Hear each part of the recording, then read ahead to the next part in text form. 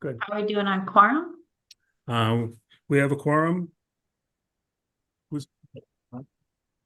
have a quorum. Check. All right, 12:02, December 3rd. Thanks all for joining us today. I'm co-chair Amanda Hemmingson-Yeager calling this meeting of the Subcommittee on Minnesota Water Policy to order. And first item we can do is approve the minutes from October 24th. I believe I need a motion to approve them. Has everyone had a chance to take a look? So moved. Thank you, Representative Fisher. Any discussion to the minutes? Seeing and hearing none, all in favor of approving them, please say aye. Aye. Lovely. Anybody who does not approve, say nay. All right, we will count those minutes as approved from October 24th. Thank you very much. Next up, I have a presentation on the environmental permitting process with Mr. Sean O'Neill from the Minnesota Chamber of Commerce Foundation. You have 20 minutes. So, Mr. Stark, could you tell me, is that 20 minutes for the presentation or 20 minutes for presentation and questions? I think we can stretch it in total to 30 if there are questions. Okay. So, Mr. O'Neill, you have until 12:34. Please proceed. All right, great. Thank you so much, and thanks to the members of this subcommittee for allowing us to present findings from this study that our Minnesota Chamber Foundation conducted this past year. I'm going to bring up a slide deck here.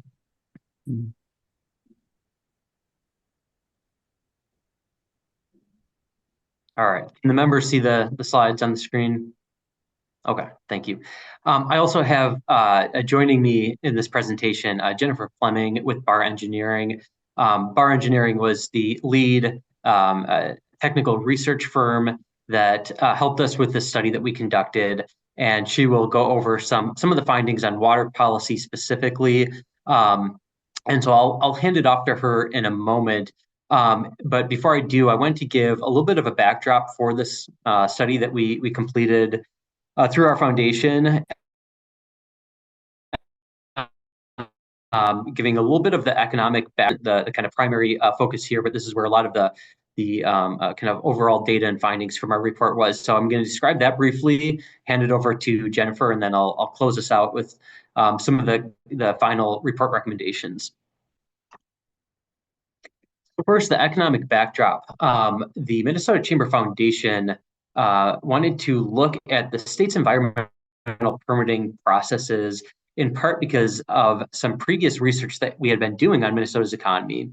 And as we looked at our opportunities to grow and develop the economy over this decade and beyond, we saw that we really have some significant opportunities based on our existing industry strengths that we have. Minnesota has a really strong and diverse industry base, and we have a lot of opportunities in things like manufacturing, food and agriculture, our natural resources like mining, energy, clean tech, life sciences. All of these areas we see both kind of existing strengths and opportunities going forward.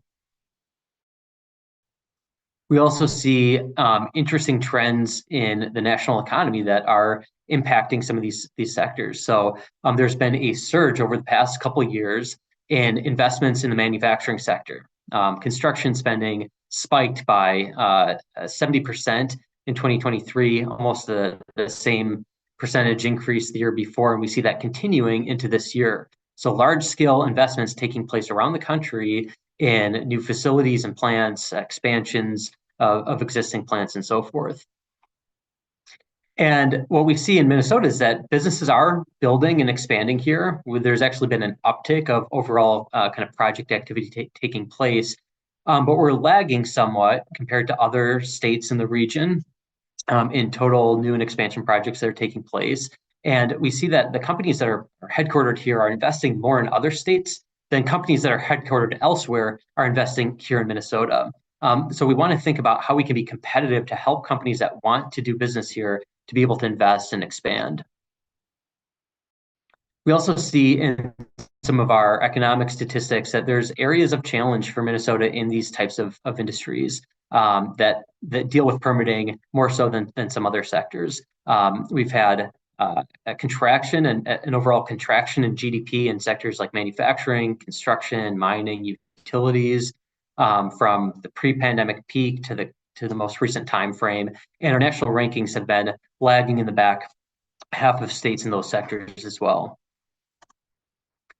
So one of our priorities is to help make it easier for companies who want to be here and expand to be able to do so, reducing the overall time, cost, and certainty for companies that are looking to invest capital in newer expansion projects. We also know that there have been some high-profile projects that have left Minnesota due to some permitting challenges and concerns. We heard similar concerns from some businesses, site selectors, and so forth. So we really wanted to dig into this issue. And importantly, we want to acknowledge that as we conducted this study, we were not looking at anything that would reduce the overall environmental standards of our permitting regulations. We're simply looking at how we can streamline them to have them be more efficient so companies can get through a process faster and with more certainty. And then this is coming on the backdrop of broader interest in permitting reform happening in other states and at the federal level as well. Again, with these similar objectives of maintaining high environmental standards, but increasing efficiency. So Minnesota isn't in a vacuum in this sense, but there are other states around the country that are seeking to improve the efficiency of their permitting systems to compete for these types of business investments. So that's what the study seeks to do, is to look at how Minnesota is balancing these priorities. How long does it take to get an air or water permit in Minnesota? How do permitting timeframes compare to other states? What's the economic cost of delay when those occur? What are some of the factors that influence delays and transparency issues? And then, of course, what can be done to streamline our permitting and environmental review programs here in Minnesota? So our full report, which can be found on our Chamber Foundation website, both a summary report and a longer technical report that Bar Engineering put together, is all available there. And the report contains a literature review, so looking at some prior reports on Minnesota's permitting and what other states are doing to streamline their systems, an economic analysis looking at the impacts of permitting timelines, and then really kind of a technical analysis and deep dive into our existing permitting programs across air, water, wetlands, and then environmental review. So I'll go through just a few of the main findings from the report before handing it over to Jennifer here. And as I'm doing this, I just want to acknowledge that there's different categories of permits that the Minnesota Pollution Control Agency uses to designate different types of permits. So we want to distinguish between priority and non-priority. So those priority permits are ones that need where a permit's needed for construction activity to take place at the site. And then also between Tier 1 and Tier 2 permits. And Tier 2 are more complex. They require individualized actions. There's a 150-day issuance goal that the agency has for those Tier 2 permits. So I'll go through a few findings that look at what we found here. So one of the findings was that distinguishing between Tier 1 and Tier 2, in this case air permits, but I think we'd find a similar thing with water permits as well, that there's a large discrepancy in timelines associated with issuing those Tier 1 and Tier 2 permits. Tier 1 air permits are typically issued in around a month or less in a given year, whereas those Tier 2 air permits take much longer, averaging anywhere between 419 to 771 days in that time span between 2018 and 2023. Considering this in reference to the 150-day goal that the Pollution Control Agency has for those priority Tier 2 air permits, we see that between 5 to 17% of all priority tier 2 air permits that were issued over this 5-year period were issued within that 150-day goal. And the time, the span, the range of issuance timeline really varies pretty significantly. Some permits got issued in as few as 29 days, but then some of them took much longer, with the median being 351 days and average being 586. And then for those non-priority Tier 2 air permits, ones that don't require a permit for construction activity to take place, but might be a reissuance or a minor modification, those timelines were on average much longer. In many cases, this doesn't pose a significant issue for the business because they can continue operating while a permit's undergoing renewal, but it can become problematic if a company has a permit that is in this waiting period, and then they're looking to make a capital investment and then have to move that forward. So the Policy Navigation Group, which is one of the research firms involved in this study, also looked at how Minnesota compares to peer states in issuing. In this case, we wanted to get kind of an apples to apples comparison. So looking at federal air permits, so where the standards for the permit would be the same regardless of what state the project is located in, and looked at similar industry sectors and types of projects. So again, to get this comparison of how long it takes Minnesota to issue those air permits compared to some other peer states. And what they found in that analysis is that it took Minnesota 1.5 to 6 times longer on average than other states that we evaluated in this study to issue similar kinds of air permits for, again, these Tier 2 priority kind of capital investment projects. And they calculate that the economic impact of those delays can be significant. So as a business has to delay construction on a new facility or an expansion, those are fewer days where they can operate with that new equipment, a longer wait time to add jobs and start increasing output as a result. So they calculated that the economic gains could be anywhere from $260 to $910 million a year in overall economic output, with total job creation being anywhere from 960 to 3,400 additional jobs that could be created annually through having permitting timelines more similar to these peer states.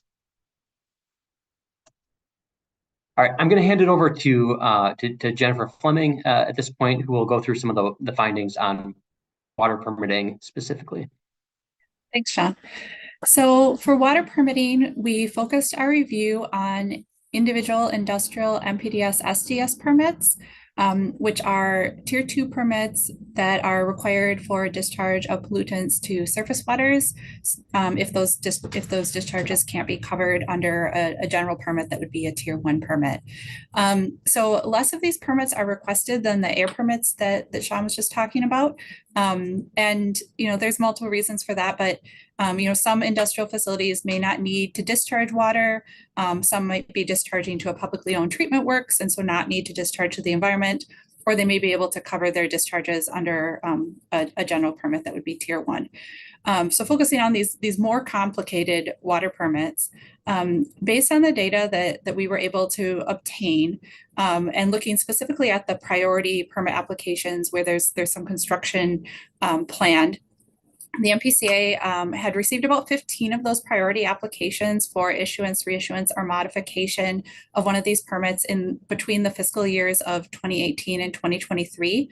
And of those 15 priority applications, only 3 of those requests, specifically for minor permit modifications, were completed during the 150-day goal timeframe. What we found in looking at the data was that issuance timeframes for getting a new individual industrial MPDS SDS permit was averaging about 476 days, and getting a major modification for one of those permits was averaging about 377 days. Next. So then we also looked at all the permits, so not just the priority permits, and from the data that we had, it the MPCA currently administers about 226 of these individual industrial MPDS SDS permits. And about 2/3 of those existing permits are administratively continued, which means that they are past their expiration date, but still in effect. And this was as of about a year ago. And you can see there, we have the timeframes that those permits are administratively continued past that expiration date. So, you know, they're still in effect, they're still operating, similar to what Sean was saying. You know, it's not an issue a lot of times if they're just operating business as usual, but if they want to make some kind of investment that requires them to modify their permit, then this can start to become a problem. So the average amount of time we found for them to be administratively continued was about 6.5 years past the expiration date. And the longest permit was more than 23 years past its expiration date. Next. So then we also compared against the same benchmark states that we were looking at across the rest of the report. And compared to those other states, you know, Minnesota has a higher than average number of those administratively continued permits, and also a longer than average time that those permits have been administratively continued. And Minnesota also issues fewer than average individual industrial MPDS permits across the last 5 years that we were looking at, compared to those other states that we looked at in the report. Next. So there's a variety of different things that, you know, would make Minnesota comparatively slower. And, you know, it's a very complicated question. We identified some likely contributing factors in the report, but of course, you know, I'll say we certainly didn't capture everything that might be contributing to these things.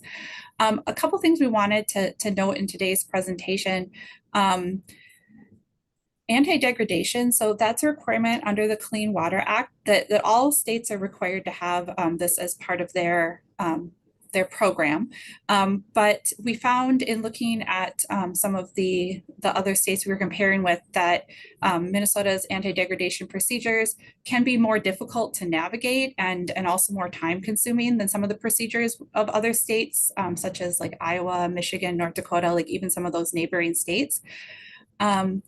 Also related to our water quality criteria and our list of impaired waters, you know, we're a water-rich state and we have an emphasis on environmental protection.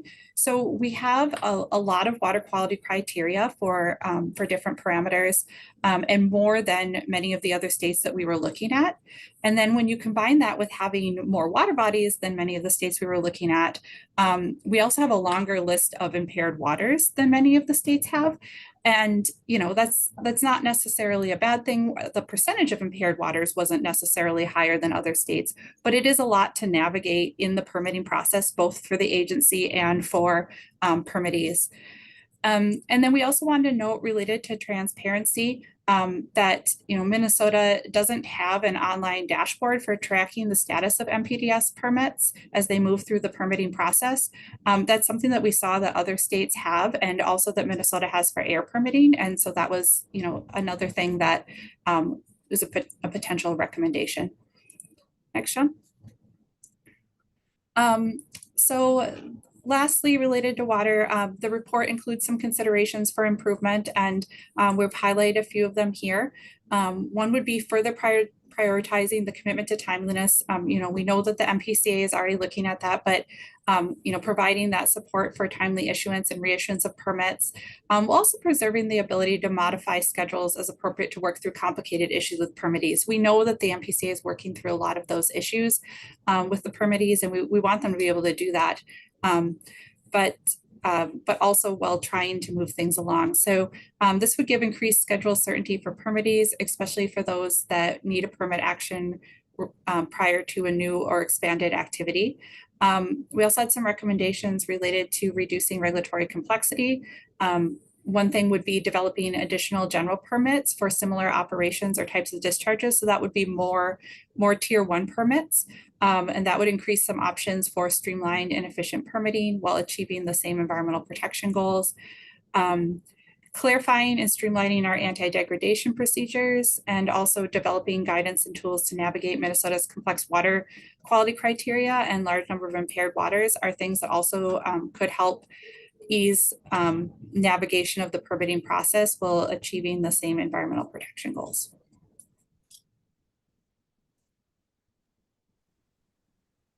Great, thanks, Jennifer.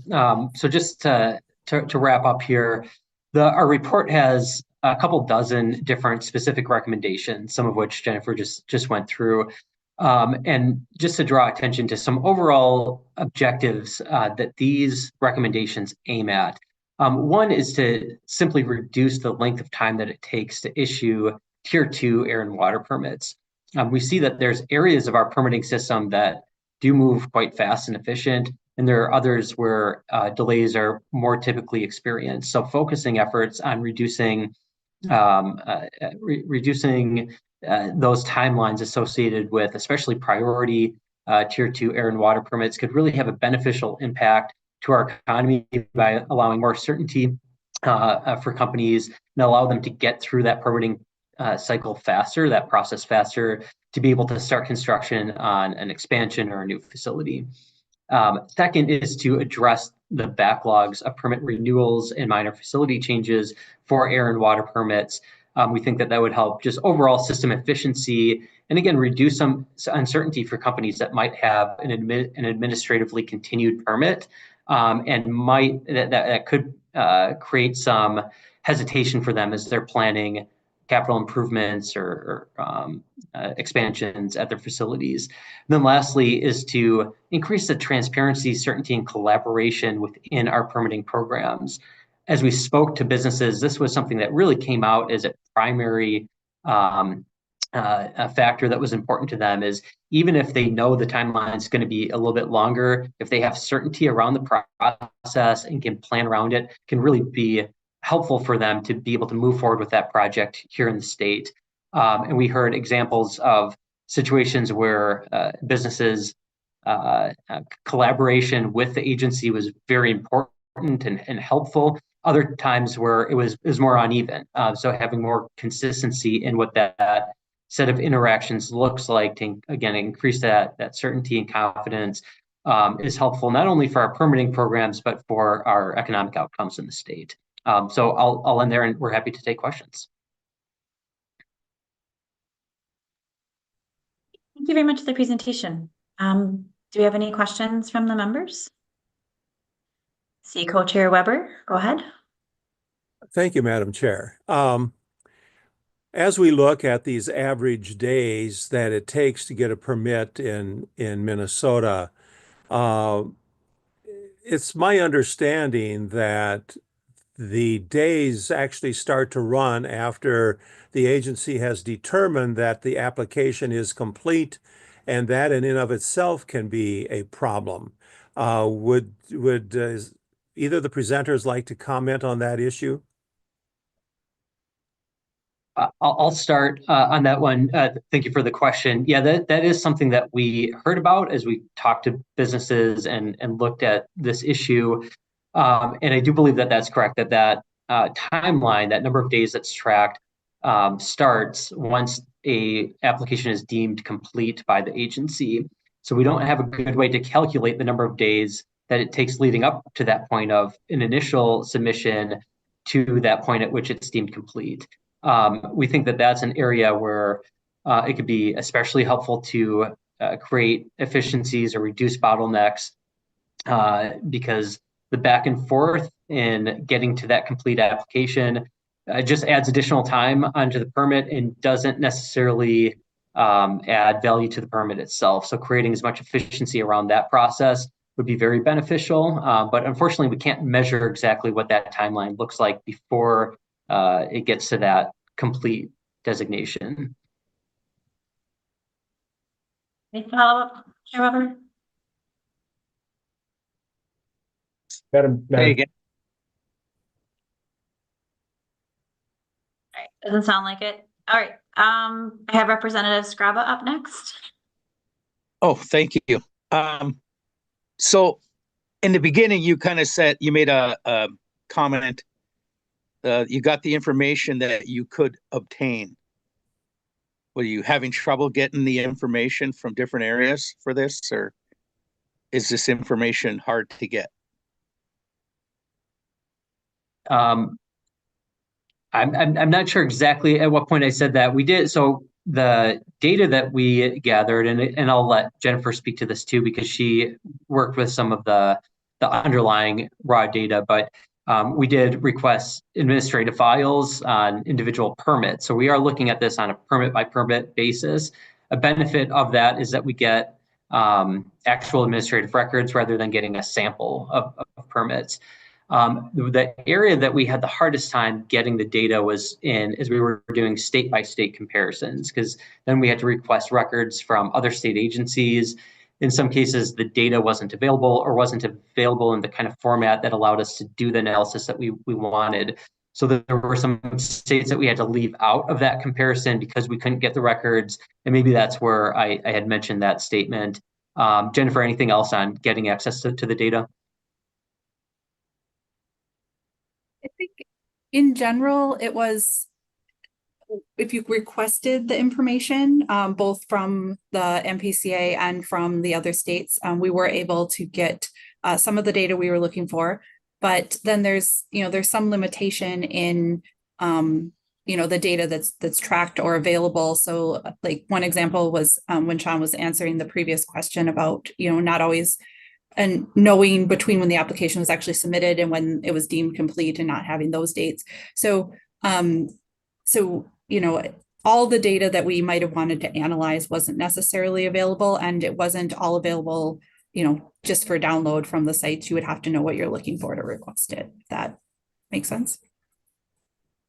All right, thanks. The other question I have is, for obvious reasons, what are your opinions why the MPCA is lagging so bad?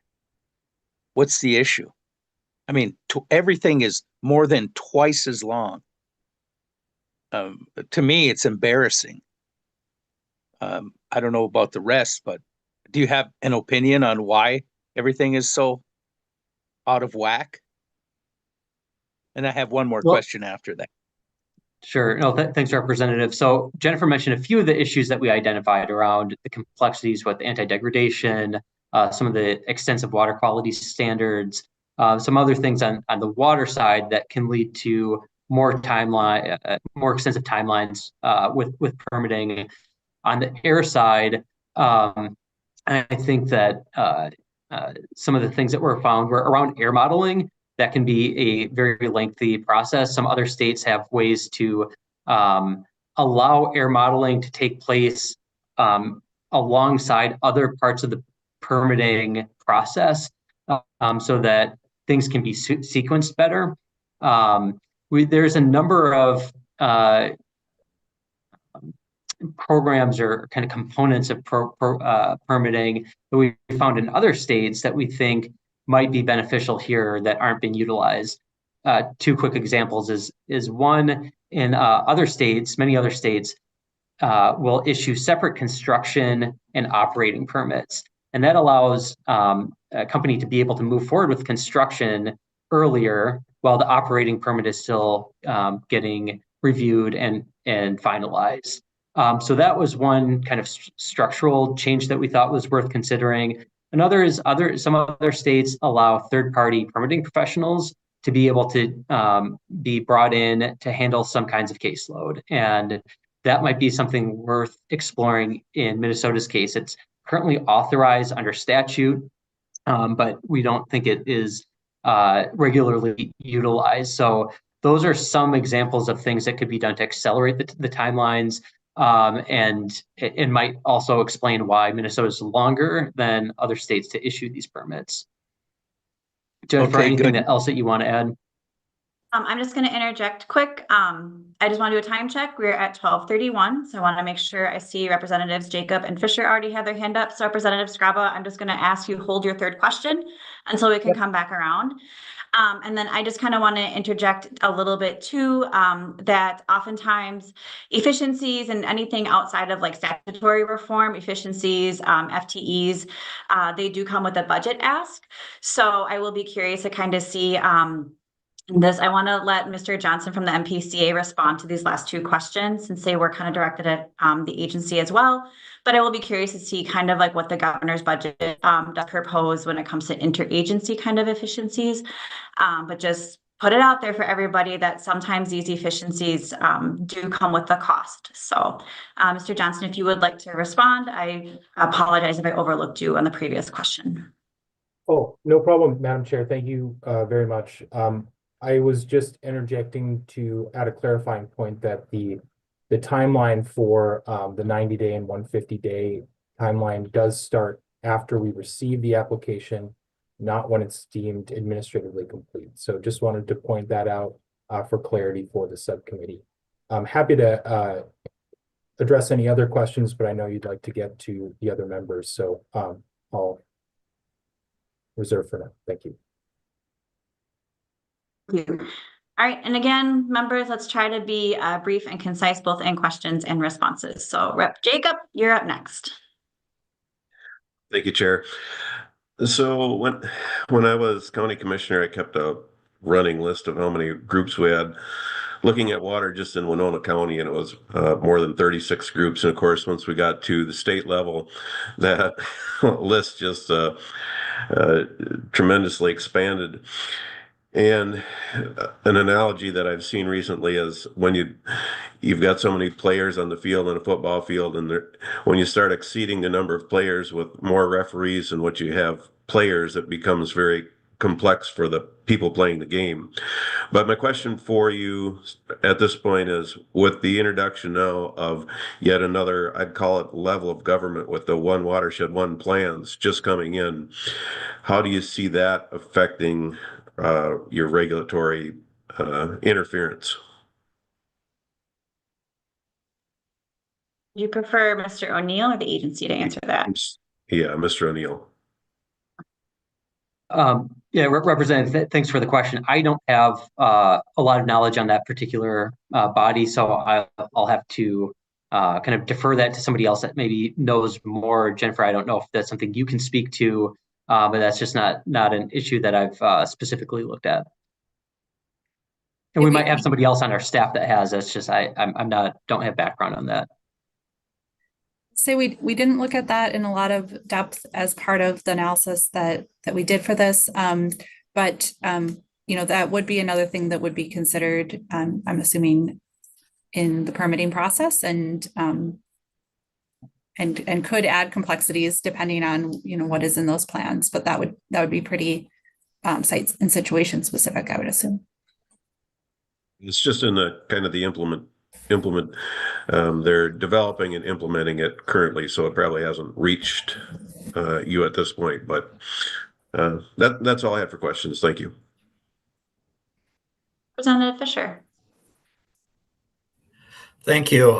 Question I have is in the delays in the permitting for the applications that were for operations that were continuing on, how much of that is related to the fact that there were certain violations that might be going that needed to be addressed before the permit could be issued? And I'm thinking of in the North Metro, where we had water gremlin, where they were allowed to operate, but they had some very serious violations.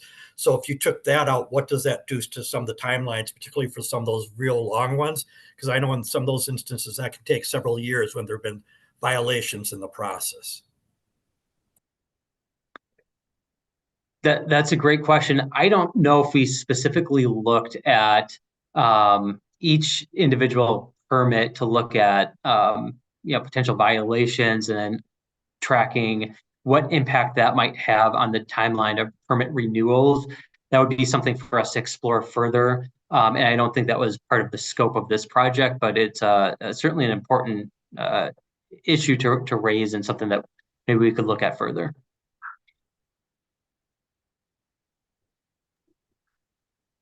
I will note we're a couple minutes over time. Thank you, Representative Fisher. Representative Scraba, do you have something real quick and brief and concise?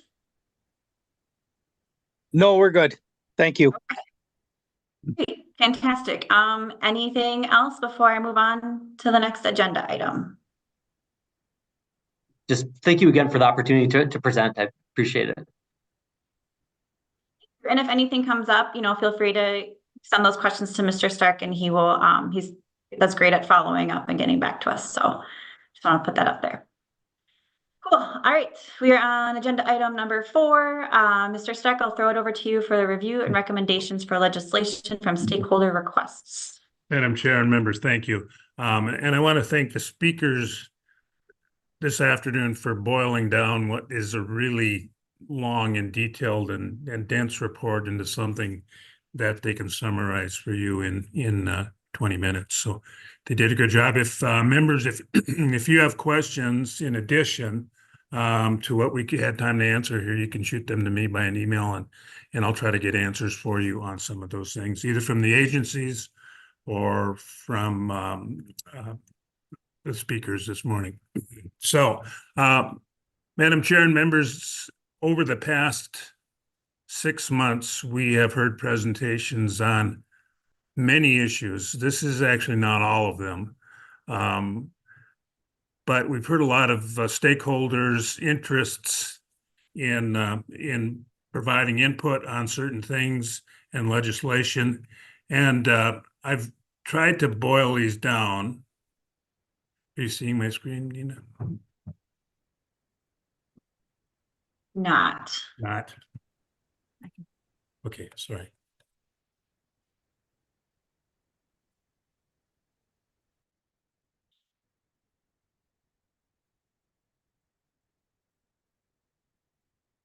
And now we see it. Now I see it. Okay, thanks. So this is a partial list of the things we've heard about over the past 6 months. I've tried to narrow that down to issues that I think are good for everyone in the state of Minnesota, are bipartisan in nature and non-controversial for the most part. So I'll just walk quickly through several of those.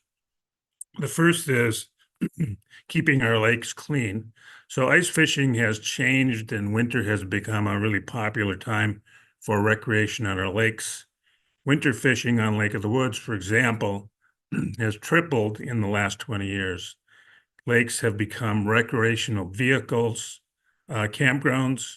However, there really aren't any good ground rules or services for trash and human wastes on the wintertime on our lakes. As part of this proposed program, the DNR would coordinate outreach to local units of government and non-governmental organizations. The DNR would develop a grant program to implement local programs to prevent water pollution due to waste left on the ice. This has broad stakeholder support by many organizations. It's been introduced in the past and has had bipartisan support, including Representatives Hemmingson Yeager, Representative Scraba, and Senators Putnam and Kupek. The second one is about reducing our salt use and saving our lakes. It involves voluntary certification and limited liability for salt applicators given training and certification. This bill also has been previously introduced and heard in both bodies with support from Representatives Fisher and Hemmingson Yeager and Senator Putnam. The final one on this page is about the water allocation process. This involves a minor technical change to include schools and hospitals under the highest priority water allocation category by the DNR. The White Bear Lake judge's decision identified this problem. This bill was previously introduced by Representative Fisher in the House, and Senator Putnam also supported the bill. Moving on to the next page. This bill would protect drinking water that we use in the metro, as well as our highest priority schools and, our highest priorities, lakes and streams in the upper Mississippi River watershed that are our most highly valued waters. Forests protect water quality based on the DNR research, maintaining 75% of forest lands in a watershed is critical for water quality. The initiative would focus on priority lakes and streams located in the upper Mississippi River Basin. It applies strategies that have been developed by the DNR and other partners We can ensure future water quality at a reasonable cost by targeting these critical areas. A long-term funding strategy has been proposed to the Clean Water Council to implement a priority lakes initiative over the next 10 years. This supports the council's goal to protect 100,000 acres of private forested land in the upper Mississippi River Basin. It also supports watershed management plans through the Board of Water and Soil Resources One Watershed, One Plan program. The bill would create a fund to support incremental progress toward protection goals. It would set aside $8 million a year for each of the next 10 years to fund the completion of the initiative. The funds would be based on a 50-50 split, where half of the 90,000 acres needed would be protected with conservation easements by organizations such as the Clean Water Council, the LCCMR, and the Sam's Outdoor Heritage Council. The other half would be protected by the Sustainable Forest Incentive Act, which is funded by the state's general fund. The initial legislative appropriation requested by the group presenting this information for the 2025 session would be $5 million.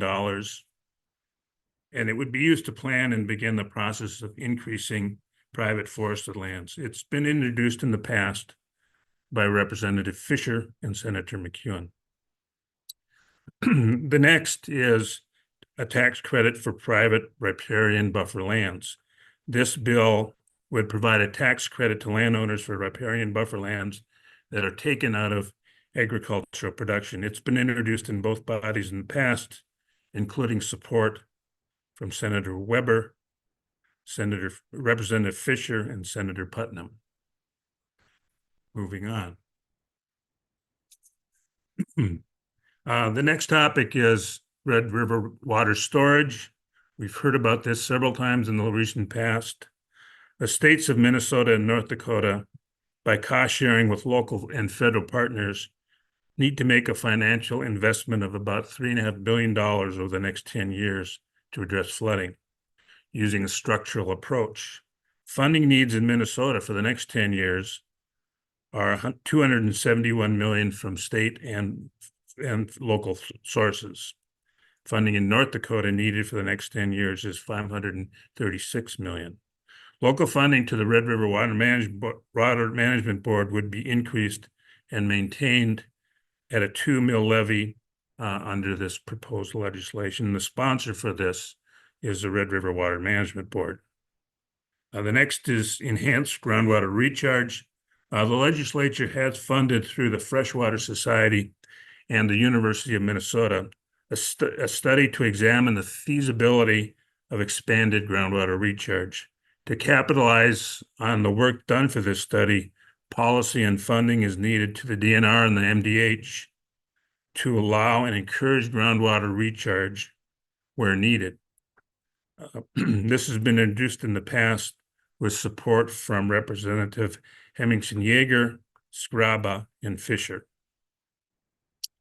The final one in this page involves voluntary private well testing. Water from domestic wells needs to be safe for all of Minnesota's citizens. An allocation to the Minnesota Department of Health and the University of Minnesota to support private water well safety testing clinics by nonprofit organizations is proposed in this bill. It's been introduced in the past with support from Representative Fisher and Senator Morrison.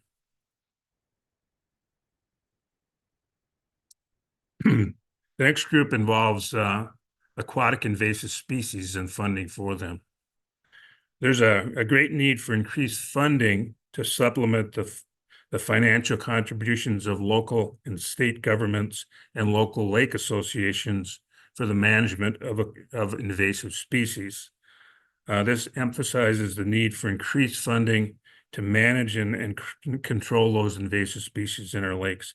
The sponsor of this bill would be the Minnesota Lakes and Rivers. And then the next one, also by Minnesota Lakes and Rivers, involves wake surfing and issues and controversies around it. The bill addresses the growing popularity of wake surfing, its economic impact, and associated conflicts and environmental concerns such as shoreline erosion, damage to docks, and ecological disturbances. The St. Anthony Falls Lab has conducted research on the impacts with a focus on educating the public and implementing local ordinances to address this issue. The results would be guidelines for wake surfing to mitigate negative impacts, such as maintaining a 500-foot distance from the shore and operating in waters that are greater than 20 feet. This would primarily involve an educational effort, and again, it's supported by the organization Minnesota Lakes and Rivers and lake associations around the state. And then finally, this bill would establish a Minnesota River Water Board. A new institutional structure is proposed to ensure governmental accountability and citizens' participation in meeting the Minnesota River cleanup goals. The Minnesota River Citizens Advisory Committee proposes the creation of a Minnesota River Commission. The commission would not be involved in day-to-day activities of the agencies and would be accountable to the governor and the legislature. Details about the proposal and the proposed organizational structure are on our website. I've discussed this bill with nonpartisan staff in the Senate, and they suggest that there needs to be many details worked out before this bill could be prepared. So here we're suggesting that a process with help from the subcommittee would be initiated over the year to prepare a bill for consideration in the next session. So thank you. That's a thumbnail sketch. There's a lot more information about each of these on our website. We've heard about these in the past. I think these issues are bipartisan in nature. Most of them have been introduced in the past with bipartisan support. Consensus approval by this group would really be appreciated. The subcommittee support is important at hearings and for our stakeholders. And if you're willing to do that, I'll work with you on authorship and support for each of the bills. Thank you. Madam Chair? Thank you. It was informative yet brief, and I very much appreciate it. Just kind of a question or thought about kind of like the process. So would this be something where like maybe members could tell like me and or Chair Weber like what you're working on, and then would we have a meeting to give like official support, or what is the best process for that? Madam Chair and Senator Weber has been around through this process before. He may want to add to what I have to say here, but it's just helpful, I think, if the committee can be in general support of these bills by consensus, and then the chairs and I can work with authors who would be willing to sponsor the bills individually and others who would be able to support them. And we could talk about that support and who might be willing to sign on to these bills at our next meeting. Yeah, go ahead, Chair Weber. Thank you, Madam Chair. I think, it's one thing to go ahead and authorize a bill to be drafted. I think before we start to claim committee support, I think the final bill should be available for the committee to review, because sometimes general parameters do not necessarily reflect what the final bill says and to what extent it might go. And I think there could be situations whereby the bill could wind up creating situations and problems that some members of the committee may not have anticipated in giving a general consensus to proceed with that issue. Madam Chair and Senator Weber, that's great advice. And many of these bills actually have been drafted for previous sessions. They would have to be maybe modified a bit, but within a month or so, I think we could have language before the session starts that would, we could put in front of you and you could review and comment on. So if you're willing to give me that authority to go ahead, that would be the next step. Okay. Maybe this is something where we should meet offline and just discuss like timeline and process. And then we can bring it before the committee and kind of see what people are interested in and how we want to proceed. Would that be okay with folks? Can't see many folks, so I hope that's if you're signaling using the reactions. I'm gonna make a note to myself to follow up for sure. Okay, thank you. I will proceed and we can discuss this with the chairs and move forward. Okay. Cool. Thank you. And then before I forget, I do want to draw people's attention. If you look on our subcommittee webpage for today's meeting, there are a whole bunch of links for letters indicating previous support from various groups related to like the saltwater applicator bill. The Upper Mississippi Lake and Stream Protection has kind of a nice letter there too. So I would recommend looking at those to make sure that we see the community's support for some of these initiatives as well. Next, other than that, anything else for Mr. Stark before we move on? Madam Chair, no, thank you. I think we can move on to Dr. Clow. Go ahead. I don't know if you have a special introduction, but I would love for you to go ahead and talk about the MDH State Drinking Water Plan recommendations. I'm sure Dr. Clow will brief us, but the Minnesota Department of Health has an extensive report on a state drinking water plan. And Dr. Clow was involved in much of the planning for the initial phases of that. He wrote an editorial in the Star Tribune suggesting some things, and he asked if he could present. And with that, I'll turn this over to him, Madam Chair. Yes, please proceed. Madam Chair, members, can you hear me, first of all? Yes. Thank you. Yeah. Well, first of all, thank you very much for the opportunity to speak at the subcommittee on this water action plan. I am, as you now know, faculty at the Humphrey School, and we, together with others at the university, have taken a lead in some of the preliminary work that was used to develop the water action plan. But it's really being promulgated by MDH. And it is at the stage that it's been open for public comment, and that public commenting stage is now closed. I think it's worth drawing attention to the fact that this state does very well as compared with others in the US as far as the delivery of safe and sufficient drinking water is concerned. Regularly, it's almost 100% compliance with the Safe Drinking Water Act. And so that really is a kind of good base from which to proceed.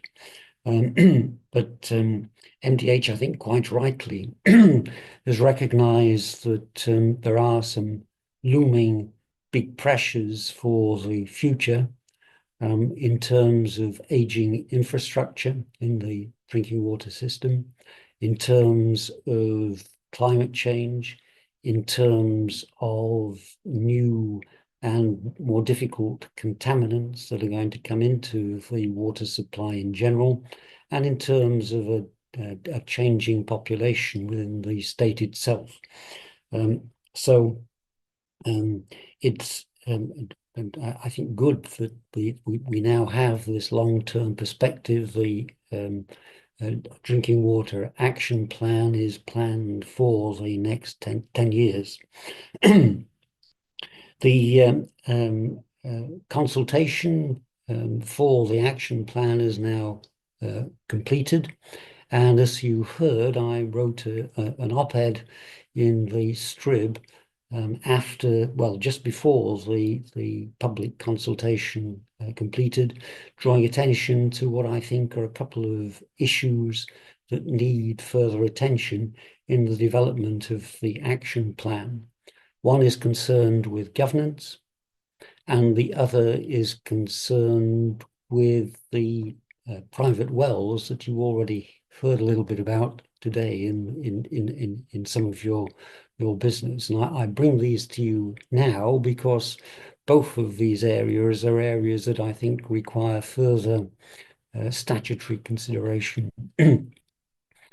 On governance, this is another area where referees can get in the way of players, because there are more than 6 agencies involved in the delivery of drinking water. And that means that there is a lot of opportunity for important issues to fall between the silos, as it were, of the agencies. In particular, the delivery of the drinking water action plan itself, who takes responsibility for that in statutes, not clear. But more importantly, there are areas that like the contamination with nitrates of drinking water in the southeast part of the state. The nitrates come from agricultural production, which is managed by the Department of Agriculture. The groundwater that is contaminated is regulated by MPCA, and the drinking water that comes in wells in that area that has levels of nitrate that may be of a cause for concern for human health are regulated by the Department of Health. So who is it that really has responsibility for managing the process overall? And I think that is not clear within the statutes and needs to be. So we need, I think, within the drinking water area, there's a need for streamlining. This is not necessarily to argue for a unitary water agency. That's been brought on the cards before. There are pros and cons, but I think as a minimum, there is a real need for a recognition of leadership that is statutorily prescribed within the system here, and that I think would be helpful, and that's something that I think you need to consider. Then moving on to the private wells, these, as you be aware, fall outside the provisions of the Safe Drinking Water Act, because essentially they're private property. So the owners miss out on the same care and attention given by the MDH to all the rest of us who drink public water in the state. So there is in your system a proposal for helping with regard to testing of well water, but it may be important to think about going beyond that, to actually consider whether or not it's possible to give more support, an intervention from MDH, which would be costly, but at the same time would bring benefits in terms of the health of the people who are drinking that water. So that, would involve a consideration of costs and benefits, and that cost-benefit analysis has not yet been completed. It ought to be part of the Drinking Water Action Plan. It ought to be funded by federal funding. That's all I have to say on the proposal. Open to questions if there are any, Madam Chairman. You can get a link to that Star Tribune article to refresh everybody's minds about it. So thank you. Anything from the committee? Okay. Well, thank you, Doctor, for all of your time and all of your research and for being here today. Appreciate it. Pleasure. All right. Next up, I have 10 minutes for an update on the Rapidan Dam failure. Tongue twister there. Mr. Greg Giddens, apologies if I mispronounced the name. Thank you, Madam Chair, members of your committee. I'm going to talk a little bit today about the Rapidan Dam failure, past, present, future. I'm a longtime advocate for the river. Just give you a little bit of my background. I'm a board member of the Friends of Minnesota Valley. I participate in the Minnesota River Congress. I'm president and chair of the Friends of Pool 2, who I'm representing today. I spent my whole life either living next to, on, working, and recreating on the three rivers of our metro area.